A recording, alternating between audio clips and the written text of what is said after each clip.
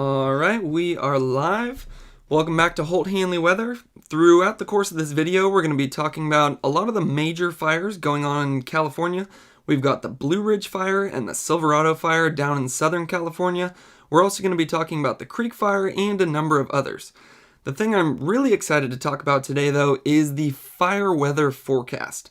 You can remember the last few days we had 60 to 70 mile per hour wind gusts, humidity in the single digits.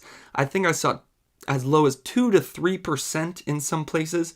And I'm happy to say that extreme fire danger appears to have moved out of California. So I'm really excited to be diving into the weather forecast today because things are looking much better. So there's a lot to talk about. I think we should just dive right in, and we'll start by doing the same thing we always do to get a good idea of what's going on at first, and that's by looking at the satellite imagery. I like doing this because you can instantly see where there is still some smoke, and you can see some smoke coming off the Creek Fire right here, but something I'm excited to say is that it doesn't look like the Southern California fires are all too active right now. So that's great news. That has been my main concern over the last 24 to 48 hours. So it's great to see that, at least smoke-wise, the fires appear to have calmed down in that area. Now, we can actually get a better idea of what's going on by going to the fire perimeter and hotspot map. Again, this red line that you see on these fires, that shows the fire perimeter. These little red dots represent where there's hotspots or active fire. Now, two things I have to say about this data. One, it's based on satellite information, so it's not 100% accurate. And then two, I'm not exactly sure how often they update this map. If I had to guess, I would say it's at least a few hours old, because if we had this kind of activity right now on our fires, I believe we would be seeing much more smoke on that satellite imagery. With that being said, though, it is helpful to always look at this map to get a good idea of at least where it has burned in the past and a general idea of where it might be burning right now. That's part of the reason I love it when you guys comment below on some of your local information. I can get a general idea based on maps and forecast charts, but your guys' local information always helps me out in producing videos in the future. So the first one I want to talk about is the Silverado Fire here, and I'm happy to say that this one has significantly calmed down from yesterday. Yesterday, we were showing spot fires all through these highly populated areas. I even showed a video where it was firefighters walking down a sidewalk putting out some flames, and I'm happy to say that a lot of the really active parts of this fire appear to have calmed down at this point, and we're no longer seeing a large amount of hotspots in these populated areas. If I zoom in here, you can see there's maybe one or two, but one, this information's a little bit old, and two, that's not nearly as bad as this was looking yesterday and the day before. And I actually have looked up some of the most recent information, and apparently with the Silverado Fire, there have been no structures damaged or destroyed, which is honestly amazing. When you think about the weather conditions we had when this fire first started, there was 50 to 60 mile per hour wind gusts, and the air was about as dry as it gets, single digit humidity. So, and you can see on this map how close this fire perimeter does get to some of these structures in here. It's right on the edge. So the fact that there have been no structures damaged or destroyed with this one is honestly amazing. Got to give a quick shout out to all our firefighters. They have been doing a wonderful job throughout this entire 2020 season. And that's saying something, because this 2020 season has been the worst in recorded history. Over 4 million acres burned, so our firefighters certainly have been working hard. The other area that I want to zoom into, and it has a similar story of just the amazing work done by firefighters, is with the Blue Ridge Fire. You can see that according to this map, this one does remain more active. You can see, if we zoom in here, it does appear there's more fuel in this area. It might be more grassland, some heavier vegetation that would allow this to continue to burn more than concrete and street type areas. But the last I heard, it was a similar story, not many structures destroyed, and the craziest thing to do with this map is to zoom all the way in here and actually see how close this fire got to some of these highly populated areas. So the fact that I think there was 10 structures damaged with this one, the fact that there wasn't 500 to 1,000 structures destroyed is amazing, because that is something we have seen with some of our fires already this year. So you can see on this southeastern edge of this fire, it just wraps all the way around this community right here. So amazing work done by firefighters to protect that community. And then this one is even more amazing. If we zoom in here, you can see how the fire just comes right up to all these structures and then just stops. And I'll tell you, that's not a coincidence. That's a testament to the amazing work done by firefighters. That is honestly amazing. That's like nothing I've ever seen before, especially throughout this season, where unfortunately I have seen fire just full on move into communities. So unbelievable to see that it just stopped right before it got into these structures here. So again, when it comes to this map, I believe a lot of these hotspots are from a few hours ago, if not yesterday. So I don't actually believe there's that much active fire going on right now. And that especially holds true or provides more evidence of that statement by looking at the zoomed in satellite imagery, where we're not seeing all that much smoke coming off of this area. If we did in fact have all this fire activity here, I would be expecting to see at least 1 or 2 smoke plumes and a large amount of smoke over the area. As that's not what we're seeing, I would say that the major danger of these fires is behind us. Now, with that being said, I do have to mention there are still evacuation orders in place. There are over 70,000 people currently under this evacuation order, so don't take my word for it when I say a fire is looking good and it appears to be calmer. Never take my word for it. Go to your local authorities to get all the recent information. And according to this map, there is still a large amount of people that are under this evacuation order.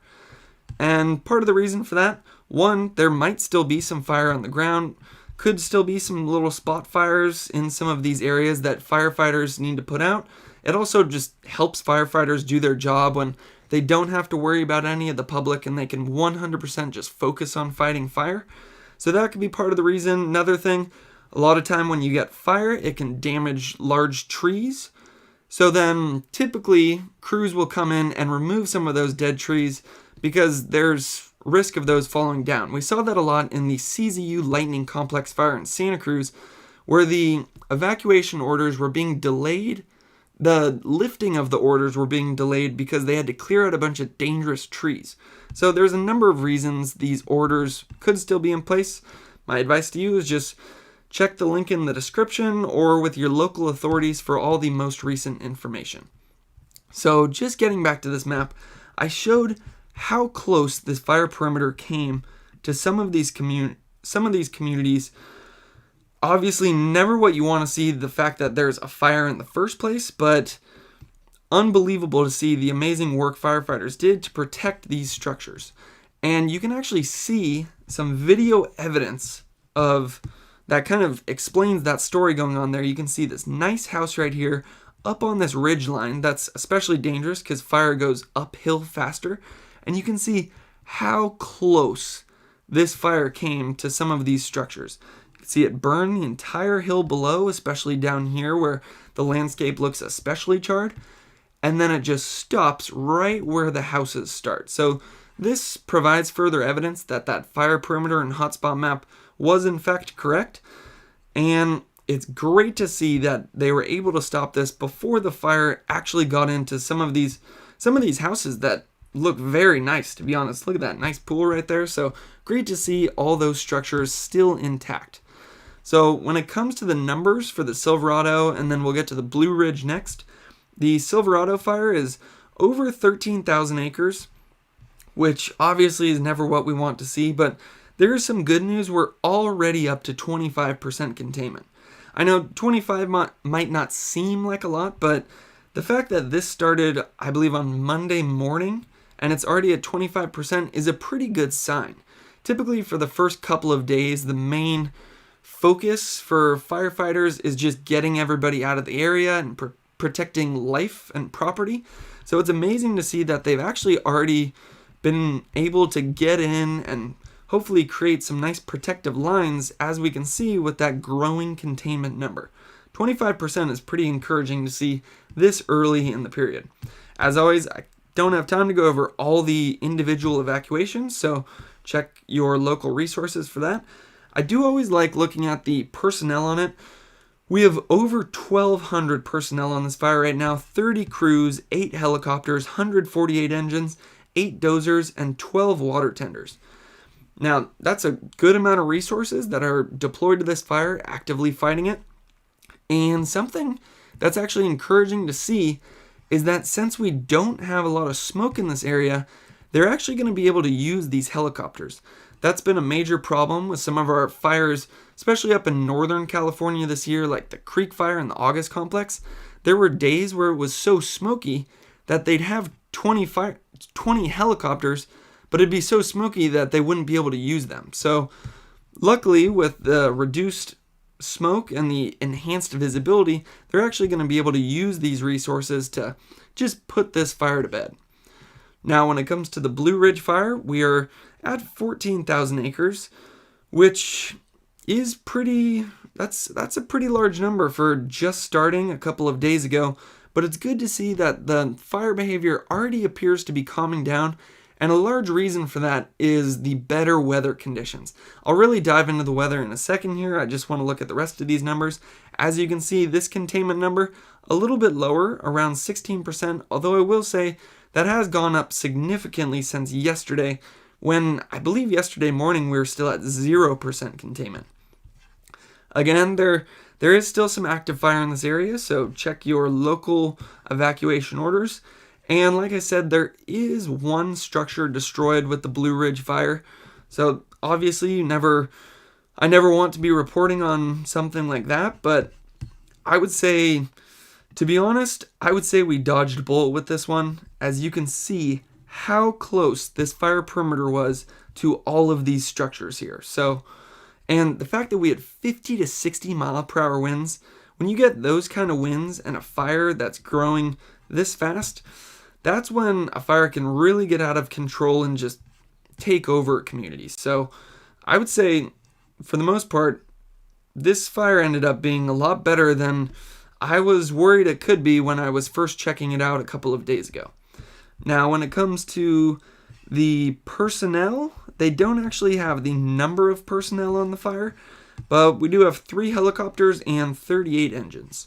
So that's good to see. And like I said, with the Silverado and the Blue Ridge fires, they have significantly calmed down in the last 24 hours, and that's mostly due to the weather conditions. So now is about the time we'll get into the weather forecast, and we're going to go over the 3 variables that I talk about in every single wildfire update and forecast video.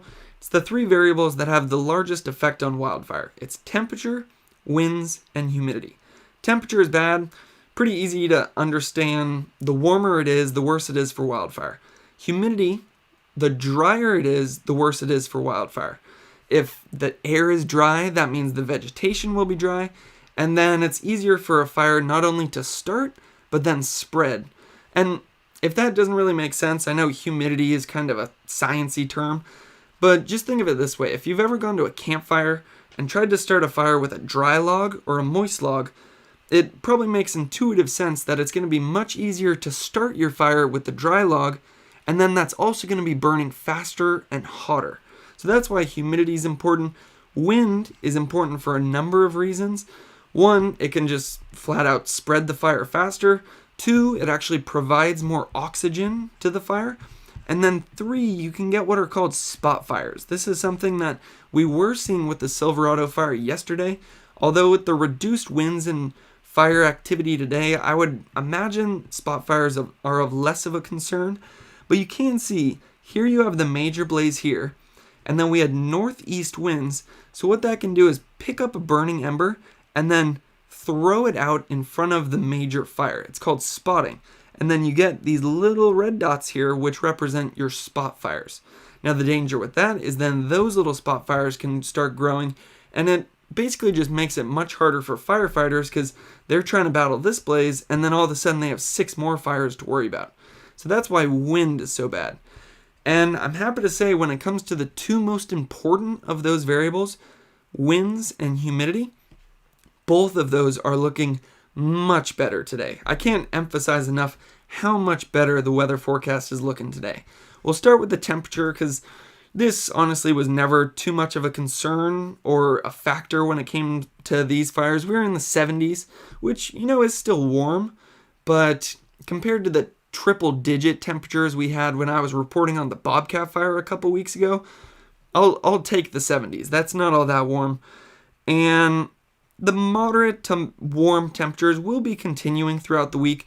There's going to be a little bit of a warm-up over the next few days, getting into Saturday and Sunday. Might get into the low to mid 80s. But once again, it's not the triple digits. When I was reporting on the Bobcat Fire, I think it was an extreme heat warning, 104, 105 degrees. So I'll take the 70s and 80s. Now, the other thing I always look at is humidity. And while there is still some dry air in this area, you can see we're in the 20s, possibly the teens in some of the higher elevation places. You can see during the overnight hours, we're getting some of these onshore winds that are pushing in some of the moisture from the coast. So that's exactly what you need for reduced fire behavior. When that moisture pushes in, it calms the fire down. And you'll also notice that this is during the nighttime hours. So what that allows firefighters to do is get some of that containment that we were talking about earlier. With the moisture moving in, the fire calms down, and then firefighters have a better chance of controlling it, getting some good lines in, getting some more containment on the blaze, and maybe even extinguishing some spots. So it's interesting it's getting all the way up to 50%. That's exactly what we want to see in this area. That's really going to help firefighters tonight. So looking at tomorrow afternoon, we are going to be back into the low teens. So that is still dry. I'm certainly still a little worried about how this dry air will impact our fire. But in my opinion, the most important factor that leads to rapid fire spread are the winds. And when I show the winds in a second, you'll see that that's the reason I'm not too worried right now, because the winds are looking great over the next few days. So back to the humidity, you can see during the nighttime hours again, we start to get a little of that coastal influence pushing us up into the 30s and 40s. And then on the day Friday, we do get back into the teens. So don't get me wrong, we do still have dry air. This will continue to dry out vegetation and allow some fire smoldering and some fires to take place. But again, not as dry as a couple of days ago when both the Silverado and the Blue Ridge fires were taken off. We had humidities, I believe the lowest I saw was 3%, and it was staying completely dry 24 hours a day. So we weren't seeing as much of that coastal influence. It was staying in the single digits to low teens all day long. So that's why about 2 to 3 days ago, I was extremely worried for this area, and I'm feeling a lot better about the weather conditions now. So this is the major reason I'm feeling better. Comes down to the wind gusts. In my opinion, wind is the number one factor that leads to rapid fire spread. And you can see that the winds have significantly calmed down in this area. You can see up in the hills, we do still have some Santa Anas gusting in the 30 mile per hour range. But down by Irvine and where we have some of these fires, we're maybe in the teens to low 20s when it comes to our wind gusts. Now, while that might still seem like a lot, 30 miles per hour is definitely still a large wind gust. Not anything, it's not even close to what we had a couple of days ago when we were clocking some 60 to 70 mile per hour wind gusts. Up in Northern California in St. Helena, we had a wind gust recorded of 89 miles per hour. So a lot of this fire danger is behind us, and that's mostly due to the calming winds. You can see, especially during the overnight hours, this is showing wind gusts. So if we have wind gusts of 8 miles per hour, that means our wind is going to be about 3 miles per hour. Now, It is the gusts that typically lead to spot fires, but the fact that it's at 8 miles per hour instead of 60 to 70 is very encouraging to see. And you can see that these winds remain weak all the way through Thursday. Thursday night, we're going to have even weaker winds getting into Friday. Looking good again, even better than it's looking right now. So when it comes to both temperature and winds, things are looking great for Southern California, and humidity is looking better as well, although it is still dry. So the other thing I like doing is looking at the National Weather Service to see what kind of information they're saying. You can see that trend in temperatures going from the 70s right now up into the low and mid 80s over the weekend. But considering that the satellite imagery doesn't show a lot of smoke going on right now, I wasn't hearing all that many reports of extreme fire behavior today, and conditions are looking a lot better over the next few days, weak winds. I'm thinking our fires will calm down, and then perhaps you'll actually just be able to enjoy this nice weekend weather. Pretty awesome to see sunny and 85 when we're in October. That's pretty great to see, as long as it doesn't lead to any new fires, but I'm not seeing extreme winds on Sunday, so I'm thinking we might actually be able to enjoy the warm weather versus fearing it. So if we look at the three variables, again, we got temperature, winds, humidity. There's a few things I'll point out. One, yesterday, the day before, and the day before that, so this has really been a persistent problem for this area and all of California. The wind gusts were up into the 30 to 60 mile per hour range up here, and you can see that our winds are showing that they'll be under 10 miles per hour for the next 48 hours. Can't emphasize enough how happy I am to see that. Also, some great news. Looks like during the nighttime hours, humidity is rising all the way up to 70%, both tonight and tomorrow night. And then, at least for Irvine, the daytime low humidity isn't going below 30%. So I'll remind you that when we had these fires starting and growing rapidly, one, we had wind gusts 40 to 50 miles per hour. Two, we had relative humidity values in the single digits to teens for 48 hours straight. That dries out all the vegetation. Any little spark that happens has a much better chance of turning into an actual fire. And then with the winds, that can just rapidly spread that. So if I had to sum up the forecast for Southern California, it was about as bad as it could get over the last 3 days. But right now, and looking at the next 3 days, things are honestly looking great. So I'm expecting a lot of the great progress made by firefighters to continue, at least for the short future here. Now, I do want to just report on, even though there isn't all that much smoke showing up on the satellite imagery, this is an area that is prone to bad air quality. There's a valley, and we do have some weak upper level winds. So it is interesting to look at the air quality. Right now, it's showing up as moderate. I've noticed that this air quality map tends to underestimate the amount of smoke actually produced by wildfires, so I would imagine there's some unhealthy areas in here. If you're living in these areas, feel free to let me know in the comments so that I could report that in tomorrow's update based on how the air quality is in this area. If we look at the forecast for today, though, it is forecasting that unhealthy air. So I'd imagine this is probably more what it actually looks like. Again, even though we don't see a large amount of smoke in this area, there's weak upper level winds, allowing that smoke just to sink down to the surface, which can lead to some unhealthy air. If we look at the forecast for tomorrow, it says we'll be back into that moderate range, and I would say that there is some possibility for this, although I'm always hesitant to say we're going to be completely out of the unhealthy range. I'd imagine some of that smoke will linger and stay down at the surface. But on the bright side, there's going to be way less smoke produced today than there was yesterday. So less smoke produced in the past means better air quality right now. So I'm predicting air quality will be better tomorrow. Now, if we actually want to see what the smoke forecast is going to look like throughout the rest of the day today, you can see that it does have some smoke here, but since our winds are still mild Santa Anas, most of that smoke is just getting blown off into the ocean, which is honestly exactly what you want to see when it comes to your air quality. Now, one other thing to point out here is that the creek fire does appear to be forecasted to create a lot of smoke today. So I think the next fire I want to talk about is the creek fire. Before we get into that, I do have to just mention the air quality for the rest of California, because you can see there is a large amount of smoke being shown on that chart right there. So current air quality, you can see throughout the valley, we do have some moderate air quality, maybe getting into the unhealthy range closer to the creek fire and the castle fire. And there's a few reasons for that.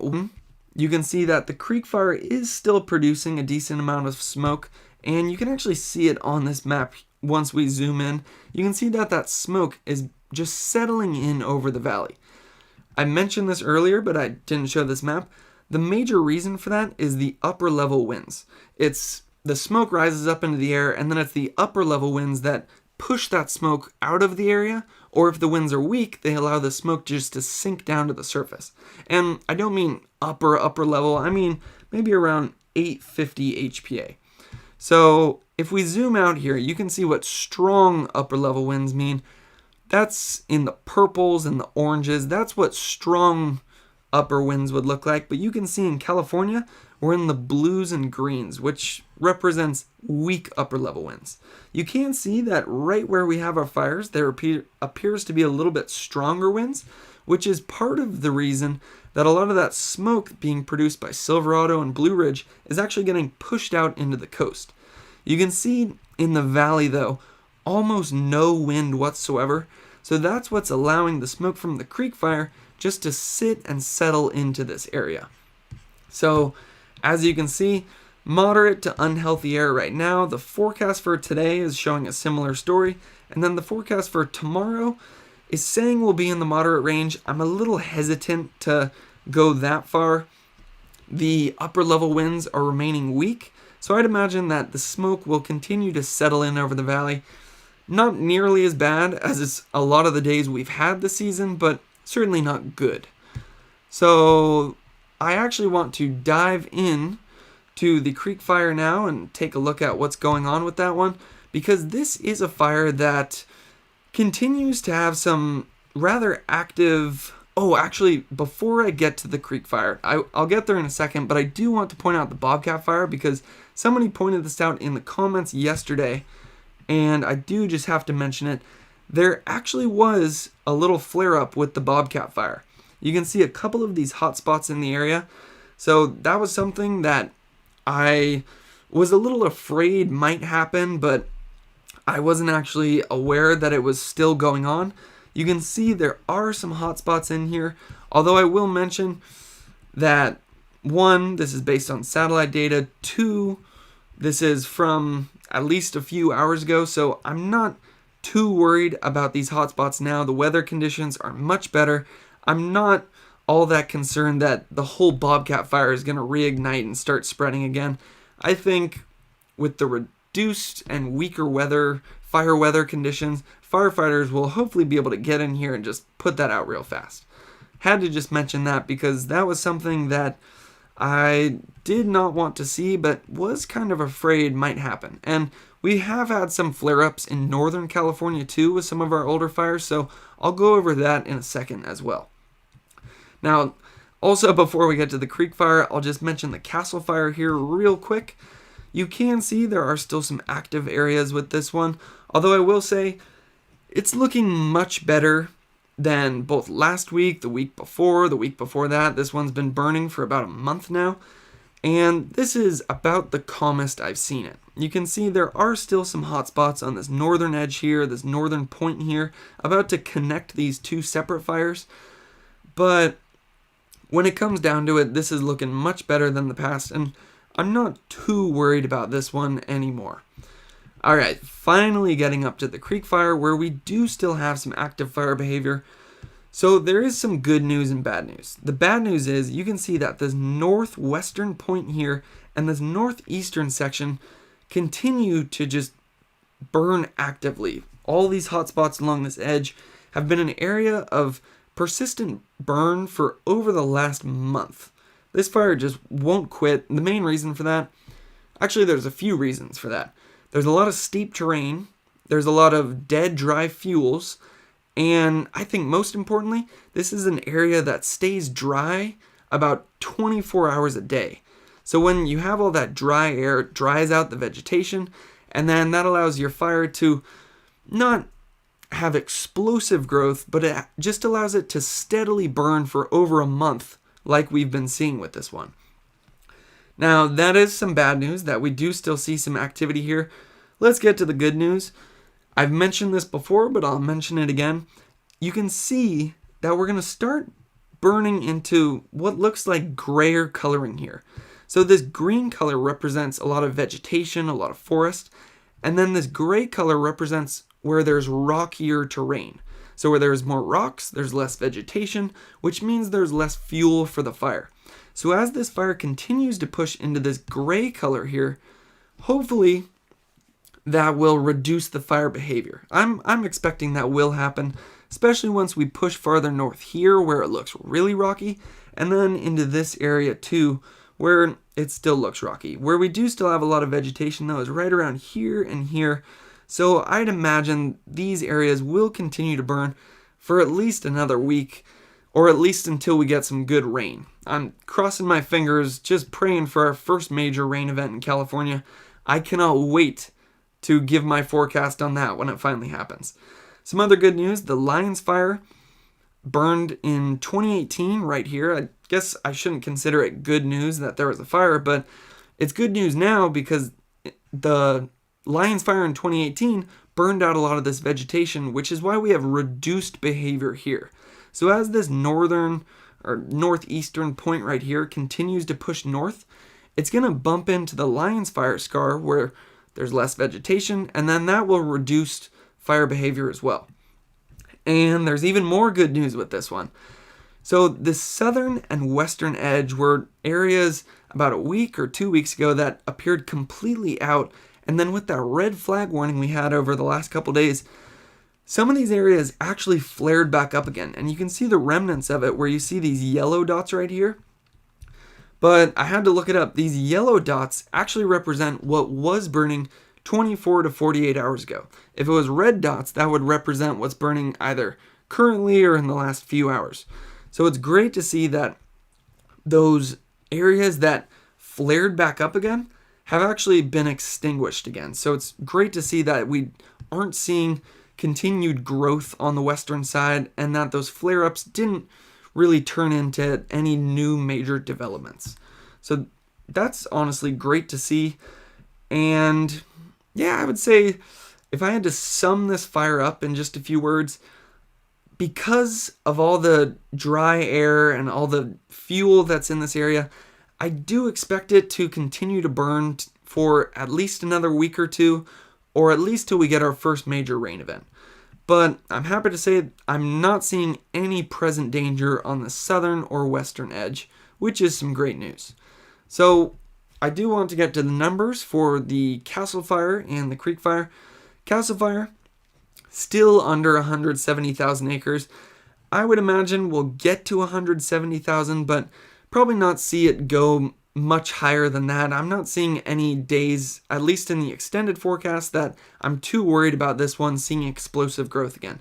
And we're up to 75% containment. Great to see there. So before we get to the numbers for the Creek Fire, I always like showing these two maps that just illustrate perfectly what's going on with this one. Probably can't read this, but basically the blue color is what burned in the past, almost, or actually over a month ago at this point. And then the red color represents what has burned recently. So you can see this whole southern and western edge here is what burned over a month ago, and we haven't had all that much activity in these areas over the last week or two. Where we have had a lot of fire activity over the last week or two is in this northeastern section, and a little bit on this northern section, although that growth has been slow due to the rockier terrain. You can see on this northeastern section though, This fire has actually remained extremely active over the last week or two, and especially with that red flag warning. And if I zoom out on this map, you'll remember if you watched my update yesterday and the day before, all of Northern California, when I zoomed out on this map, was covered in a red flag. And then the Creek Fire and the Castle Fire were covered in that red flag as well. As you can see, no more red flag, much better fire weather conditions. So weather-wise, things are certainly looking up, and we'll likely have calmer fire growth in the future. So that's a good just visualization of what has been burning recently with this fire.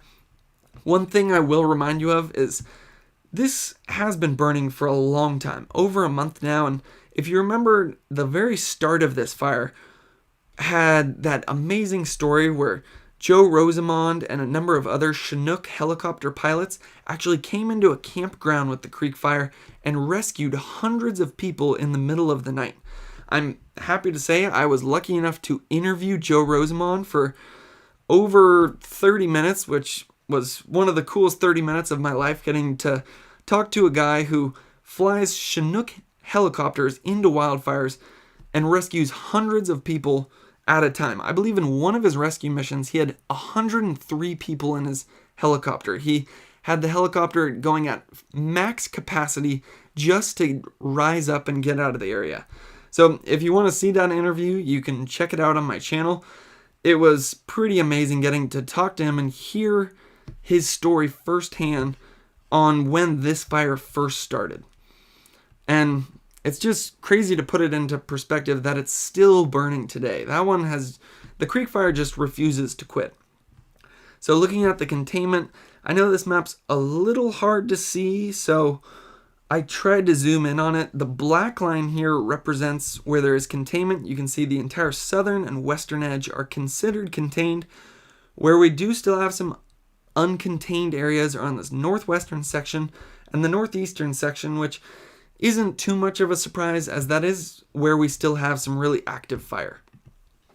So when it comes to the numbers for the Creek Fire, we're almost up to 379,000 acres, but we do have 63% containment, which I know that doesn't seem like a lot considering this has been burning for over a month, but I gotta remind you, this is in some very rugged terrain, so it's hard to get some good lines in this area.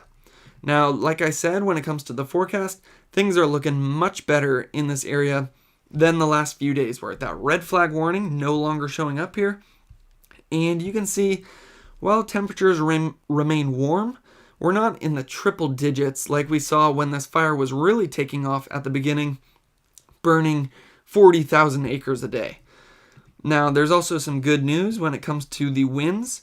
That red flag warning is gone. Winds should remain under 10 miles per hour, although we might get some heavier gusts in some of the higher elevation places. Not too worried about the winds at this point, but this kind of illustrates why this fire has been continuing to burn for over a month now, and it's because the air just remains extremely dry in this area 24 hours a day. You can see during night we get up to 40%, but then right back into the teens the next day. Seems like the relative humidity graph for the Creek Fire area has remained flat for about a month now. So that's, again, that dries out the vegetation and allows the fire to continue to grow. So if I had to sum up the forecast for the Creek Fire, I'd say the extreme winds are gone, so our extreme fire behavior will be gone as well. It will remain dry though, so some growth will continue. Now, the next spot I want to talk about is Northern California, which I can't emphasize enough how happy I am to be reporting on Northern California that there's nothing to report on. There was, like I said, 89 mile per hour wind gust on St. Helena, I believe on Sunday night, and that lasted for about 48 hours. We had 60 to 70 mile per hour gusts in the Napa-Sonoma area, the North Complex, Paradise, Quincy area. And as you can see, based on the satellite imagery, there is no new major fire. So when you combine the fact that we had hurricane force wind gusts with single digit humidities, it is amazing that no new big fire started. And It's even more amazing that those extreme conditions are now out of the area, and I'm very excited to give the weather forecast right now because things are looking much better in all of Northern California over the next few days. You can see temperature-wise, we're in the 70s. Temperature wasn't really a big part of the fire danger, at least with this event in the first place, but it is still nice to see we're not into the 90s and triple digits, at least over the next 3 days, remaining in the 70s, even in the valley. So that's great to see temperature-wise. When it comes to humidity, just like in Southern California, there is still some dry air over California, so I am still a little concerned about that dry air, especially during the afternoon hours. But you can see, during the overnight hours, we're actually getting some decent humidity recoveries. So when we had the extreme fire danger a day or two ago, it was remaining in the single digits and teens 24 hours a day. Now you can see, as of tonight, we're going to have some decent humidity recoveries, getting up to 40, maybe 50, 60% in some places, which is just what you need to return some moisture into the vegetation, especially some of those finer fuels, which are typically the ones that can dry out fast and start new fires. So humidity-wise, I'd say we're looking good. Obviously, during the afternoon hours, getting into those low teens, not what you want to see, but then Thursday night, back to the good humidity recoveries. So that's encouraging to see when it comes to humidity. What's even more encouraging to see is what's going on with the wind gusts. I'll remind you, we had hurricane force wind gusts in Napa and Sonoma, especially up here by the Quincy, Paradise area. And as of right now, wind gusts are looking extremely weak. I know the colors on this map can be confusing sometimes, so that is what our winds were looking like when we had this extreme fire danger. We were seeing gusts actually even greater than 48 miles per hour, so we had these purple colors all over the North Bay and really all of Northern California for that matter. And as you can see right now, wind gusts in the teens. So when your wind gusts are in the teens, your sustained wind, almost nothing. Can't just emphasize enough how happy I am to say that. That whole wind threat and fire danger threat is out of the area, and it's going to be out of the area for a number of days. That's even better to report on. You can see that tonight, which is typically when some of those terrible downslope windstorms can happen, not going to happen tonight. We've got 7 mile per hour winds, and this is wind gusts, 9 mile per hour wind gusts, even up in the Quincy area, which can get extremely windy. Not looking all that bad, maybe in the teens, but certainly not the 70s and 80s. So let's just click through the next few days to see what's going on. You can see our wind gusts stay in the blues and greens. Friday, they might be picking up a little bit, but it's still obviously not in the purples that we had with that red flag warning over the last couple of days. Now, one thing I do want to point out is towards the very end of this, and just take what I'm about to say with a grain of salt, because honestly, it's my own rule of thumb that I don't trust a weather forecast more than 3 days out. It seems like they always change no matter what we're talking about. But it appears something big is on the horizon Friday the 6th. So that's something interesting to note. That is certainly a system I'm going to be keeping my eye on, because again, with that high pressure moving in, you see some extreme wind gusts here. Not really sure what this is yet, but I thought I'd just point it out and mention that I will be keeping my eye on this. Although again, I don't really know what's going on with this, and I don't trust a forecast more than 3 days out. Thought I would just mention it. So really, when it comes to temperature, moderate, looking good. Humidity, low during the daytime, but good recoveries overnight. Wind gusts looking extremely weak over the next 3 days. So if I had to summarize the fire weather forecast for Northern California, I don't want to say in the clear, because obviously we live in California and it is 2020, so who knows what's going to happen. But comparing the forecast right now to the forecast the last couple days, things are looking great. So the other thing I want to do is just dive into some of the fires that we've previously had in Northern California, and I've been covering for the last month or two, because I was afraid some of these would flare back up again with all those extreme winds and dry air we had the last couple days. And actually a number of them did flare back up again, so I thought I'd just check in, see what's going on with them right now. You can see August Complex, the largest wildfire in the history of California, does not have any hotspots. So love to report on that. No hotspots here. You're probably wondering what these hotspots are in here. I previously had reported on that I was worried about these hotspots, but apparently this area has a lot of prescribed burns by farmers, so I don't think we have to worry about those. I'll check up on it after the video, but if I had to guess, these are likely prescribed fires, as luckily a bunch of locals let me know in the comments that I was wrong. I will just say, I actually enjoy when locals point out if I'm saying something wrong, because like I said, I can get a general understanding from these maps and forecast charts, but there's nothing quite like actual local information from people on the ground. So if I've said anything wrong throughout this live stream, be sure to let me know so that I don't make the same mistake tomorrow. So just to sum that up, August fire looking good, no new flare-ups. Although I will point out, largest wildfire in the history of California, over 1 million acres burned, which is more than we typically get in an entire wildfire season. And it is at 93% containment, so that's great to see.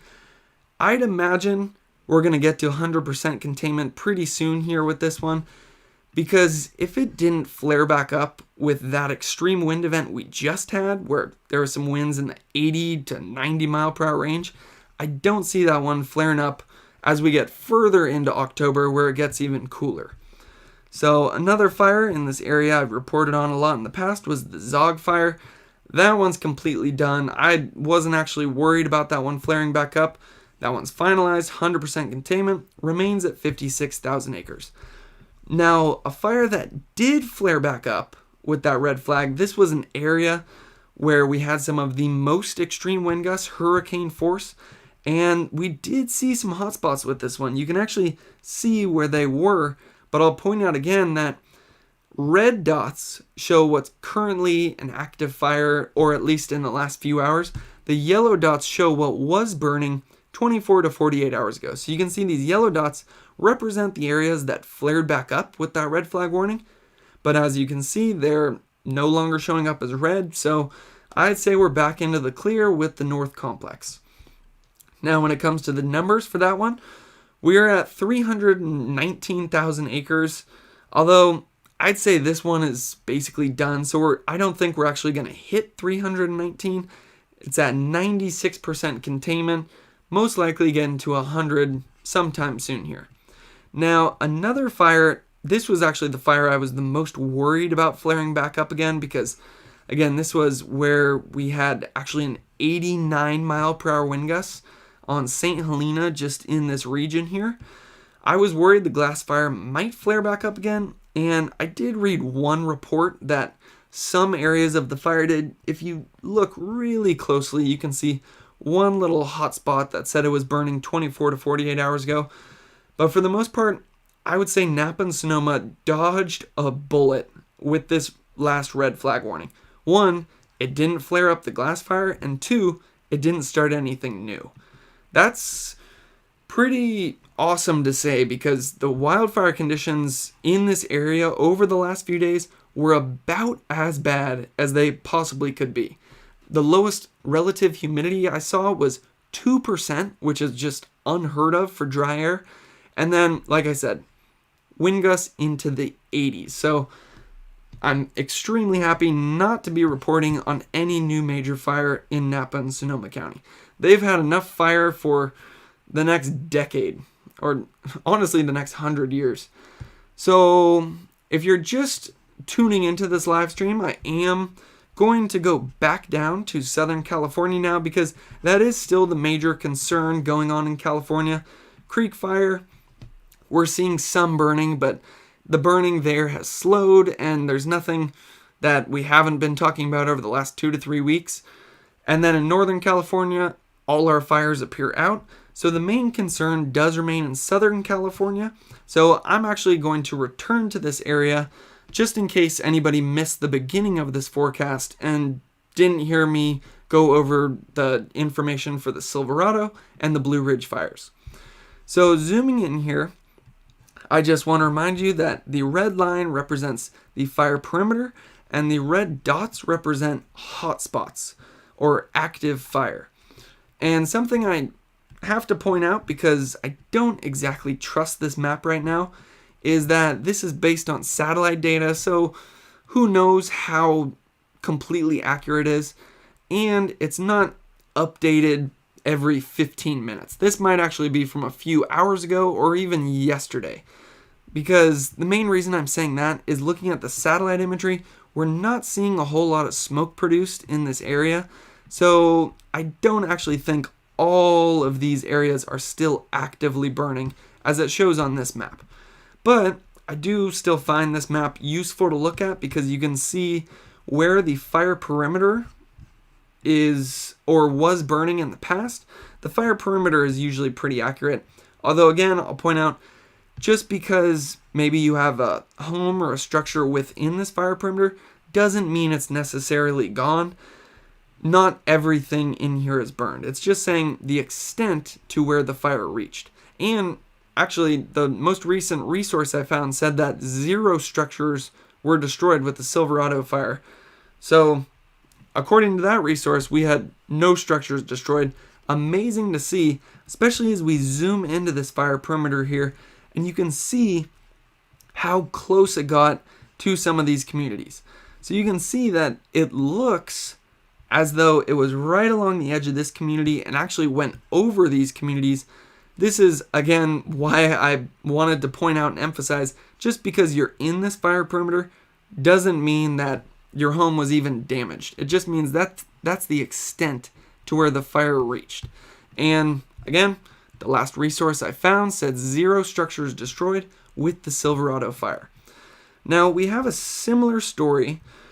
So, I guess to just sum up the Silverado fire, it's appearing much less active than it was yesterday, and that's in large part due to the reduced fire weather conditions. In the past, when this fire was first starting and rapidly spreading, we had 60 to 70 mile per hour winds. Those winds are no longer in the area. The humidity is looking better. Fire weather in general, much better in this area, not too worried anymore. Now, with that being said, I'm glad I just remembered to point this out. There are still over 70,000 people under an evacuation order. So never take my word for it when I say a fire's looking good and it's not as much to worry about anymore. There is still fire on the ground and there are still evacuation orders in place. So be sure to check with your local authorities.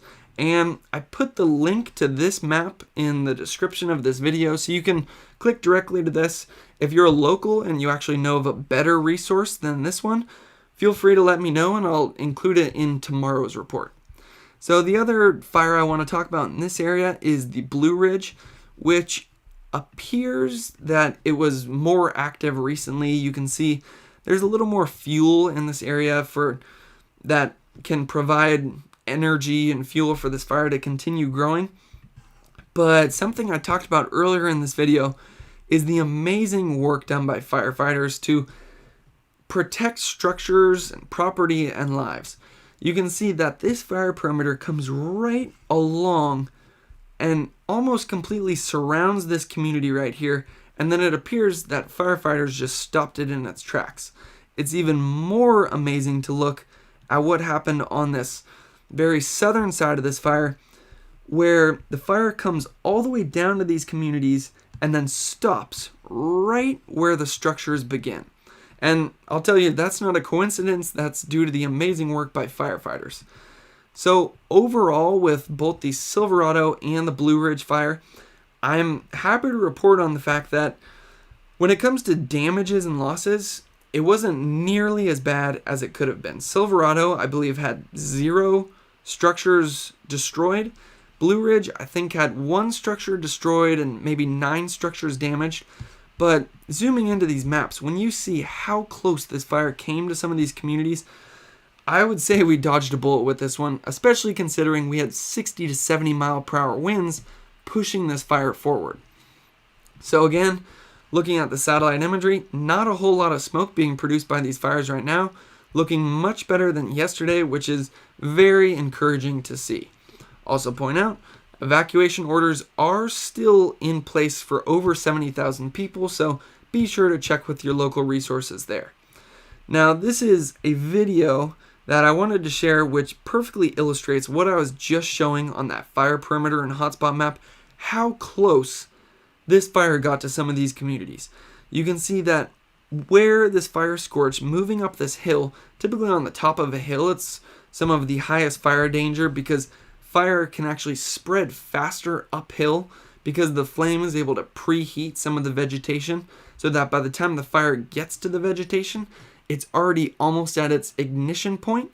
So then it just immediately ignites and then it continues to spread up the hill. So the fact that firefighters were able to just stop this fire in its tracks and protect these homes and structures here is honestly amazing to see. You can see that this entire hill down here is scorched, and it's great to see they stopped it they stopped the fire in its tracks because some of these houses look extremely nice. So awesome to see there. Provides evidence that hotspot and fire perimeter map is in fact somewhat accurate, because that was showing as well that the fire came right up to structures and then was stopped in its tracks. Love to report on that. I know I probably just repeated myself a number of times, but that's partly just because I'm so happy to say that firefighters really did a great job with this one. So when it comes to the numbers for the Silverado fire, it did burn over 13,000 acres, although we are already up to 25% containment. That might not seem like all that much right now, but the fact that this has only been burning for a couple of days and we're already at 25% containment is some pretty good news. And with the weaker weather conditions, we're no longer seeing those extreme gusts or those relative humidity around 3%. With the better fire weather conditions, the fire itself is going to significantly reduce in behavior, and then firefighters are hopefully going to be able to just get in there and put this fire out. So again, I don't have the time to go over all the individual evacuation orders. I put the link in the description. But I do like going over the personnel to see how many people are actively fighting this fire. We've got over 1,200 personnel, 30 crews, 8 helicopters, 148 engines, 8 dozers, and 12 water tenders. So one thing I'll point out about these helicopters is in this area, we're not seeing a lot of smoke. So they're actually going to be able to use these helicopters to not only get in some good containment lines, but also actually put the fire out. So I mention that because with a lot of the fires we've had throughout this 2020 season, they've actually been burning so intensely and producing so much smoke that it reduces the visibility to a point where you can't even use your helicopters. So looking at that satellite imagery is very encouraging because they'll be able to get these helicopters in there and help fight this blaze. Now when it comes to the Blue Ridge fire, we are up to 14,000 acres. Obviously not what you want to see. And one other thing I'll point out just in case you just joined the live stream. The last resource I could find said no structures destroyed with the Silverado fire. Love to see that, especially considering how close that was to some of our higher populated areas. So back to the Blue Ridge fire. We are already up to 16% containment. Not too surprised to see that's a little lower than the Silverado. It appears this one was more active in the later hours yesterday, and there is a bit more fuel in this area. At least it looks that way to me. If you're a local and there's not as much fuel in this area, let me know in the comments. So they don't actually report on how many personnel are on this. I will say one structure destroyed. Obviously, I never want to report on that.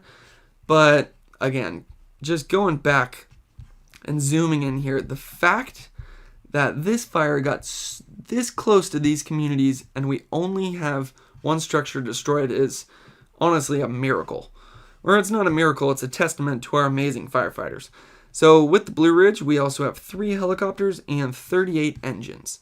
Now I mentioned that the weather is looking much better, and I can't emphasize that enough. Temperature-wise, I was never too concerned even from the start of this red flag warning and fire danger period. We've been in the 70s, and although there will be somewhat of a warm-up throughout the rest of the week, we're not going to be getting into the triple digits, so I'm not too concerned about temperature. Now when it comes to humidity, we are still seeing some dry air in this area, although the main thing I'll point out is that when these fires first started and were rapidly spreading, the humidity throughout this area was remaining in the single digits and teens 24 hours a day. Even during the nighttime hours, we had extremely dry air, which allows the fire to continue to spread overnight. You can see as we get into tonight, these onshore winds are going to start pushing in some moisture from the ocean, which will significantly calm our fire down. So with that moisture, you get reduced fire behavior, and it allows firefighters to get a better control over the blaze. You can see in the afternoon hours, we do still drop into the teens, although I will point out it's not the single digits, so it's at least better than Monday and Tuesday we're showing. And then during the nighttime hours, we get some of that coastal influence, bringing the humidity back up during the nighttime hours, allowing firefighters to get a handle on the blaze. Now, what I'm really excited to report on are the wind gusts, because honestly, in my opinion, it's wind gusts that are the major cause of a lot of these extreme wildfires and the extreme spread that we see. And I'm happy to say that the extreme wind gusts are no longer in this area. We do still have some Santa Anas gusting in the 30s here, and I guess that is still a pretty strong gust, but compared to the 60 to 70 mile per hour gusts we've had over the last few days, that's looking pretty good, especially down here in the Irvine, Anaheim area where we actually have some of our fires, the Silverado and Blue Ridge. Wind gusts have significantly calmed down from what they were Sunday night through Tuesday. And then I'm happy to report that this weakening trend for the winds is actually just going to continue over the next few days, as even wind gusts could be in the single digits in some places. So when you have wind gusts in the single digits, then your winds are almost nothing. So when it comes to temperature and winds, I'd say we're looking great in Southern California, and then we're going to get some good overnight recoveries with our humidity. So if I had to make a prediction, I would say the worst is behind us when it comes to the Silverado and Blue Ridge.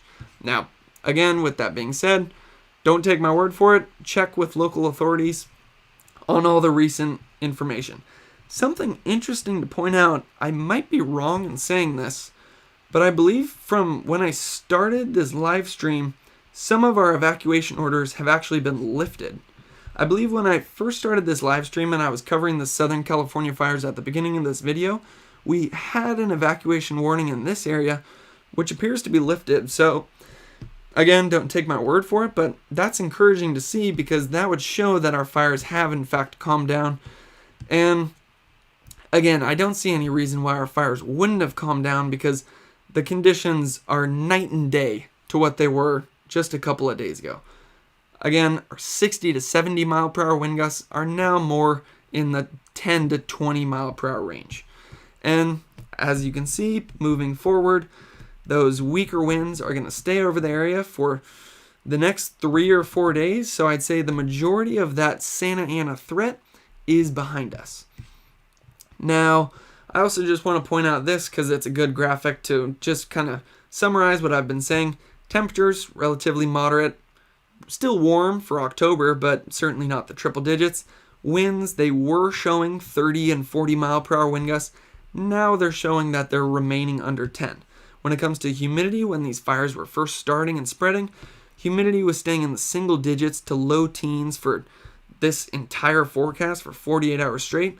Now you can see that our lows are more in the 30% range, and then we do get some great recoveries in the overnight hours. So if I had to just sum up the Silverado and Blue Ridge fires in just a statement or two, I'd say the worst is behind us. The weather conditions are looking much better. And hopefully some of those evacuation orders will in fact start lifting so then people can get back to normal life. Now I want to end just by going over a quick overview of the 2020 California wildfire season in general, because it has been the worst year in recorded history. We've had over 4 million acres burned, which is double the previous record. We've also had the largest wildfire in the history of California, the August complex, over 1 million acres burned. To put that into perspective, that is more than we typically see in an entire wildfire season. And something crazy to point out when it comes to the August complex, like I said, largest wildfire in the history of California. If you were to take this fire perimeter and straighten it out, it would reach past Los Angeles. So that just shows you how large that fire is. So something I do have to mention again, because you're probably wondering what these hotspots are here. Locals let me know in the comments that usually these are due to farmers actually doing prescribed burns, so you probably don't have to worry about those too much. So back to the overview of the 2020 season, you can also see we had the SCU and the LNU lightning complex wildfires. Those are actually the fires that got me started doing these wildfire forecasts in the first place. That was around August 17th and 18th was when those fires started. You can see them here. And again, they're in the top 5 largest wildfires in the history of California. We have the LNU lightning complex here, the glass fire there, and then the SCU fire down here. So both of those fires, again, in our top 5 of all time, burned almost 400,000 and 350,000 acres. Another big one is the Creek Fire, which I was reporting on earlier in this video, and unfortunately, this is still one of our fires that is actively burning, so I will continue to cover this one over the next week or two, or at least till we get a major rain event and put that one to bed. The last one that happened this year that was another major fire was the North Complex. And this was actually one that flared back up a little bit with that red flag warning we had the last couple of days. But I'm happy to report that the flare-ups in that area appear to be out now, so we're looking good when it comes to the North Complex. Again, just to go over that one though, that was one of the worst fires that we've honestly ever seen in California. Burned 320,000 acres and did lead to 15 fatalities. So if I had to just sum up the 2020 season, it's been one of the worst in recorded history. When it comes to acreage burned, it is the worst in recorded history. And unfortunately, we're not in the clear yet. October and November are historically when we can see some of our worst wildfires. So I'm not saying wildfire season's done yet, but I will be with you guys every step of the way doing these daily update and forecast videos. And I just want to end this by saying thank you to CAL FIRE and the U.S. Forest Service and all our firefighters for all the amazing work you do. Thank you to San Jose State and the Fire Weather Research Laboratory for teaching me everything I know about wildfire. And if you or any of your friends or family have been affected by any of the wildfires, my thoughts and prayers go out to you, and thanks for watching.